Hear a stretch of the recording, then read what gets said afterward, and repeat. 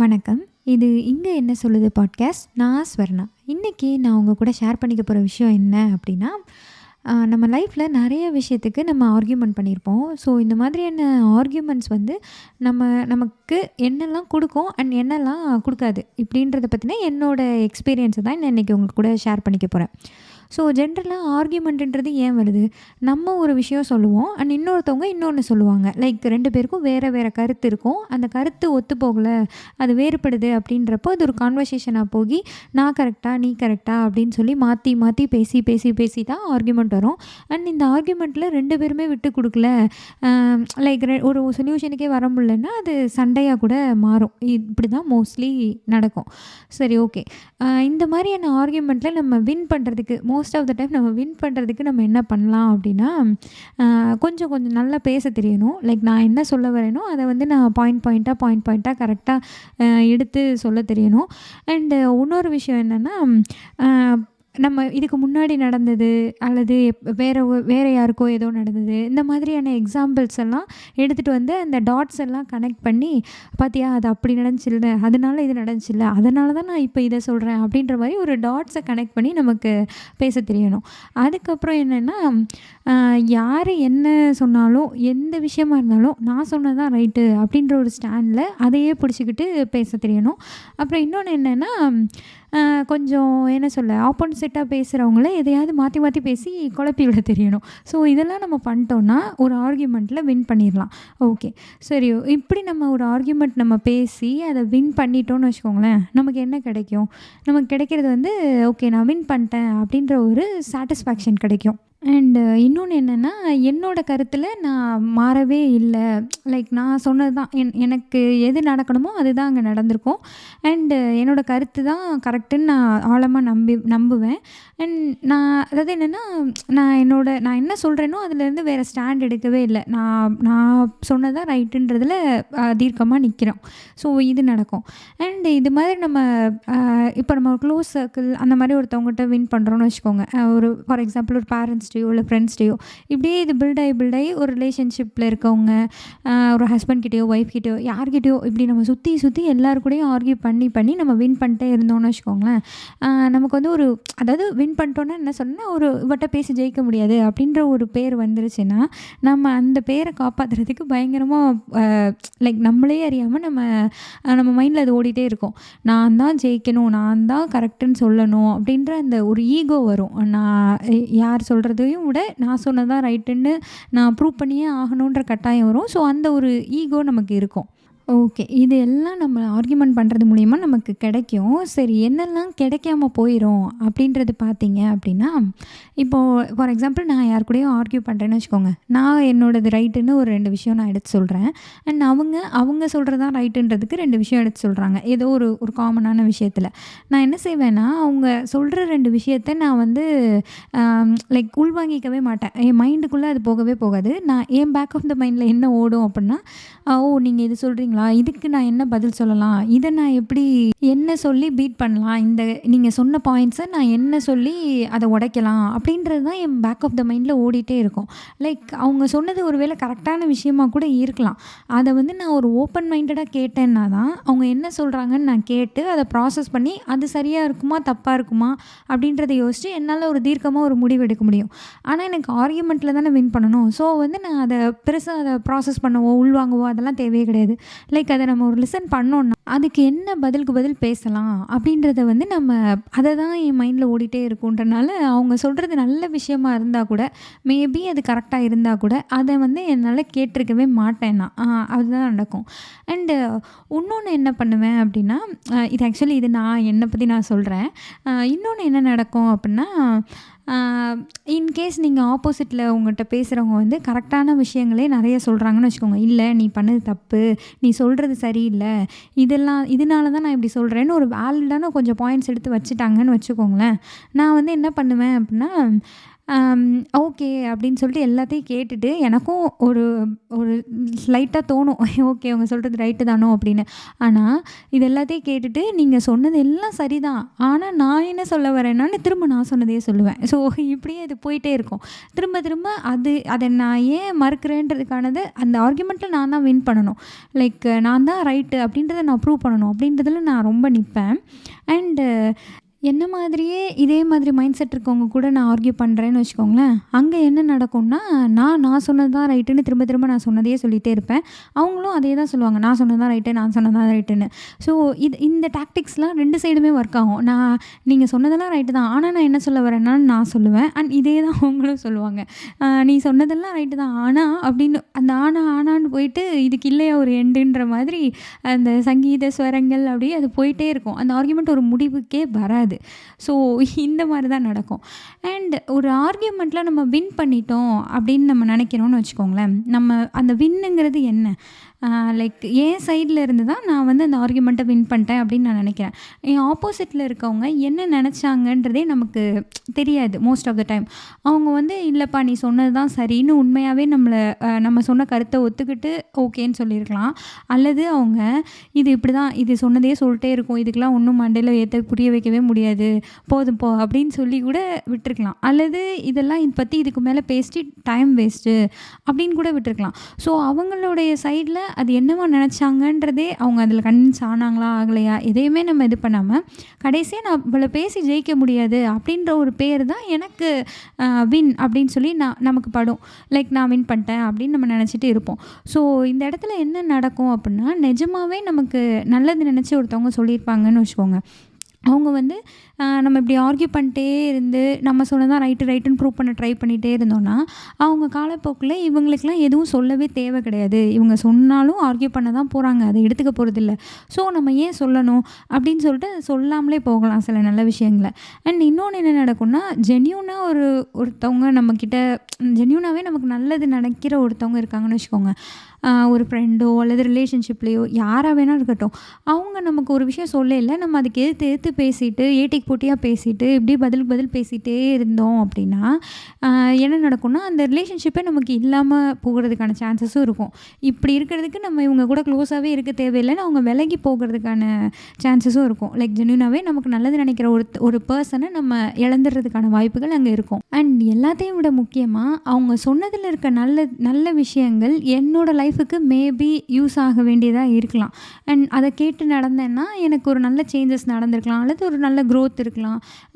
So என்ன வேணாலும் இருக்கலாம். ஆனால் நான் அந்த ஆர்கியூமெண்ட் சேக்குக்கு நான் தான் சரின்னு நான் சொல்லிட்டே இருக்கேன் அப்படின்னா, அவங்க சொன்னதில் இருக்க நல்ல விஷயங்கள் எனக்கு கடைசி வரை தெரியவே தெரியாது. அண்ட் நான் அங்கேயே தான் என் ஆர்கியூமெண்ட்டில் வின் பண்ணிவிட்டு நான் அங்கேயே தான் இருப்பேன். லைக் மூவ் ஆனே ஆகியிருக்க மாட்டேன். லைக் லைஃப்பில் அவங்க சொன்னதை நான் மேபி அவங்க நல்ல விஷயங்கள் சொல்லி அதை அக்செப்ட் பண்ணி அதை அப்ளை பண்ணி போயிருந்தால் வேறு ஒரு க்ரோத் அடைஞ்சிருக்கலாம்.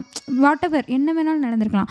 ஆனால் அதை நான் பெருசாக ஃபோக்கஸ் பண்ணாமல் அந்த ஆர்கியூமெண்ட்டை வின் பண்ணணுன்றதுலையே நான் ஃபோக்கஸ் பண்ணால், ஸோ அந்த விஷயங்கள்லாம் நான் இழந்துருவேன். எனக்கு நடக்க வேண்டிய நல்ல விஷயங்கள் கூட நடக்காமல் போகிறதுக்கு நிறைய சான்சஸ் இருக்குது. சரி, இது எதுவுமே இல்லை, எனக்கு ஆப்போசிட்டில் பேசுகிறவங்க சொல்கிறது தப்பாக தான் இருக்குது, எனக்கு ஆப்போசிட்டாக தான் அவங்க பேசுகிறாங்க, லைக் ஏன் நல்லதுக்காக அவங்க எதுவும் சொல்லலைன்னு வச்சுக்குவோமே. அந்த மாதிரி ஒரு ஆர்கியூமெண்ட்டில் நம்ம வின் பண்ணி என்ன சாதிக்க போகிறோம்? லைக் என்ன வின் பண்ணிட்டோன்ற ஒரு சாட்டிஸ்ஃபேக்ஷன் கிடைக்குமா? அவ்வளோதான்.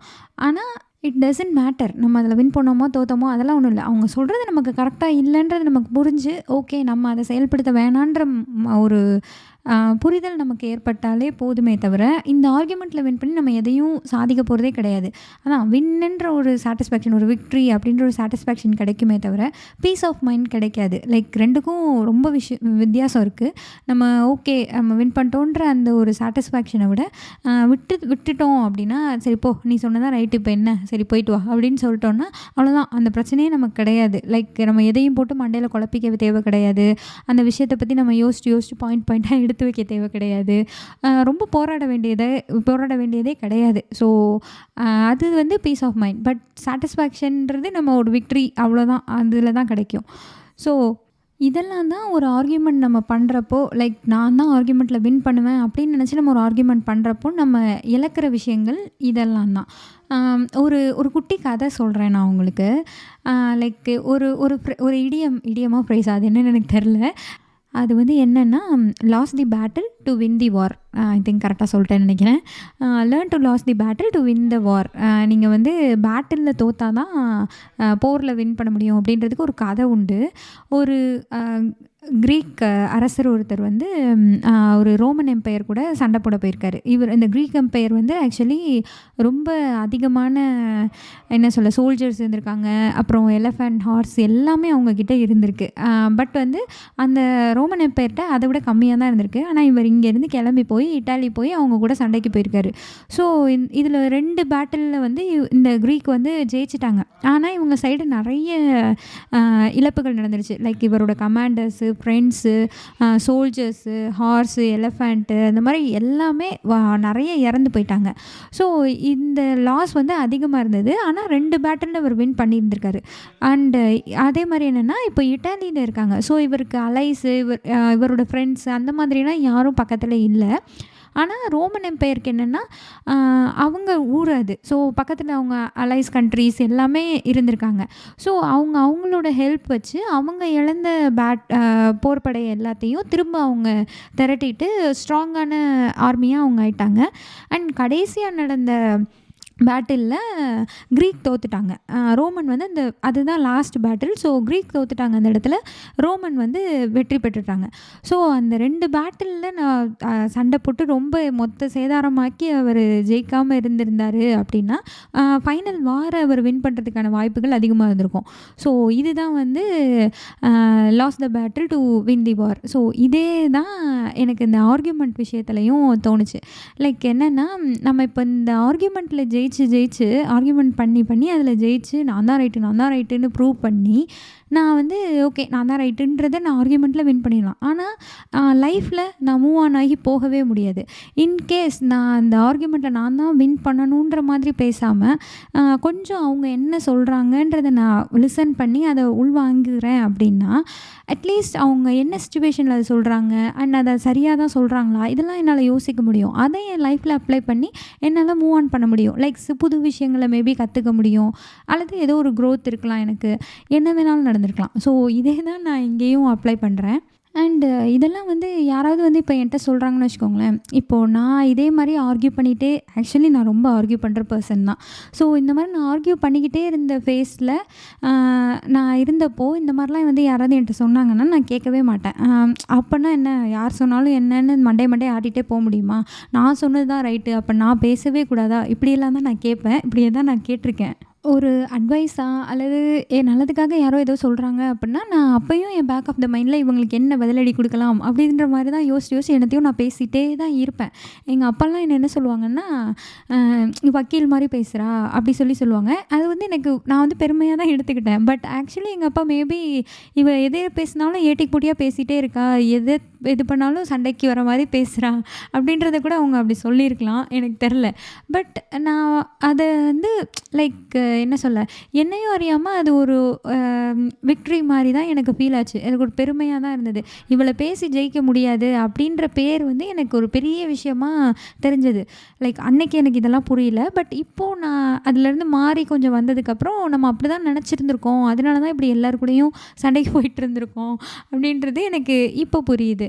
அண்ட் இது எப்படி மாறுச்சு அப்படின்னா, நான் வந்து ஒரு சர்டைன் ஸ்டேஜ் ஆஃப் லைஃப்பில், லைக் ஒரு பெரிய லைஃப்பெல்லாம் இல்லை, பட் ஒரு சர்டைன் பீரியட் ஆஃப் டைமில் நான் வந்து ஃபிசிக்கலி, எமோஷ்னலி அண்ட் மென்டலி ரொம்ப டவுனாக இருந்தப்போ எனக்கு ஒரு சப்போர்ட் கிடைக்கிது. என்னை வந்து சப்போர்ட் பண்ணி மேலே கொண்டு வரதுக்கு என் கூட ஒரு பர்சன் இருக்காங்க அப்படின்னா. அண்ட் அந்த டைமில் எனக்கு எல்லாமே அவங்க தான் அப்படின்னு இருக்கிறப்போ, கொஞ்சம் அதுலேருந்து ரெக்கவர் ஆகி வரப்போ அவங்க ஏதாவது சொன்னாங்கன்னா நான் கேட்க ஆரம்பிக்கிறேன். ஓகே இவங்க நம்ம நம்ம நல்லதுக்காக இவ்வளோ நினைக்கிற ஒரு பர்சன் சொல்கிற விஷயத்துலேயும் நமக்கான நல்லது தான் இருக்கும். லைக் நம்மளுடைய நலம் விரும்பியா ஒருத்தவங்க இருக்காங்கன்னா, அவங்க நமக்கு நல்லது தானே நினைக்க போகிறாங்க. ஸோ அவங்க என்ன தான் சொல்கிறாங்கன்னு கேட்போமே அப்படின்ற மாதிரி நானே லைக் நான் கோ த்ரூ பண்ண ஃபேஸ்லேருந்து வெளில வரப்போ நானே என்னையும் அறியாமல் நான் கேட்க ஆரம்பித்தேன். ஓகே அதில் சில விஷயங்கள நான் ஆமாம்ல இவங்க சொல்கிறது சரிதானே அப்படின்ற மாதிரி நான் யோசித்தா எனக்கு தோண ஆரம்பிச்சது. ஸோ அதுலேருந்து நான் சில விஷயங்கள் லேர்ன் பண்ணிக்கிறதுக்கு எனக்கு நிறைய கிடைச்சது. நான் ஒரு பெட்டர் பர்சனாக ஒரு பீஸ்ஃபுல்லாக ஒரு மைண்ட் பீஸ்ஃபுல்லாக இருக்கணுன்றது எவ்வளோ முக்கியன்றதை புரிஞ்சுக்கிற பர்சனாக அண்டு நிறைய விஷயங்களில் கொஞ்சம் பெட்டராக நான் மாற ஆரம்பித்தேன். ஸோ இதுதான் நடந்தது. ஸோ இது எங்கே நடக்குது அப்படின்னா, நம்ம ஏதோ ஒரு விஷயத்துக்கு ஒரு கிராட்டிடியூடோடு இருக்கோம்னு வச்சுக்கோங்களேன். ஒரு நன்றியோடு இருக்கோம். அது வந்து எதுவாக வேணாலும் இருக்கலாம். நம்ம நம்புகிற கடவுளாக இருக்கலாம், அல்லது நம்ம லைஃப்பில் ஒரு முக்கியமான பர்சனாக இருக்கலாம், அல்லது நம்ம வேலையாக இருக்கலாம். ஏதோ ஒரு விஷயத்துக்கு நம்ம ஒரு நன்றியோடு இருக்கோம் அப்படின்னா நம்மளுக்கே இதெல்லாம் தானாக தெரிய வரும். லைக் நமக்கு ஒருத்தவங்க நல்லது சொல்கிறாங்கன்னா தானாக அது லைக் நம்ம காதுக்கு விழுக ஆரம்பிக்கும். நம்ம அதை அதை பற்றி யோசிக்க ஆரம்பிப்போம். நம்ம மைண்ட் அதை பற்றி யோசிக்க ஆரம்பிக்கும். இதுதான் நான் ஃபீல் பண்ணுறேன். லைக் நான் கடவுள் நம்பிக்கை அந்த மாதிரின்னு நான் சொல்ல வரல. ஏதோ ஒரு விஷயத்துக்கு நம்ம நன்றியோடு இருக்கோம் அப்படின்னா ஜஸ்ட் லைக் தட். இப்போ நமக்காகவே சில பர்சன்லாம் இருப்பாங்க. நமக்கு மேபி நம்ம அம்மா அந்த மாதிரிலாம் நம்மளை தான் பார்த்துப்பாங்க. நமக்கு சமைச்சு கொடுக்கறது, நம்மளை பார்த்துக்கிறது, நம்ம நல்லதை யோசிக்கிறது, இப்படின்ற பர்சனாக நம்ம அம்மா இருப்பாங்க இல்லையா?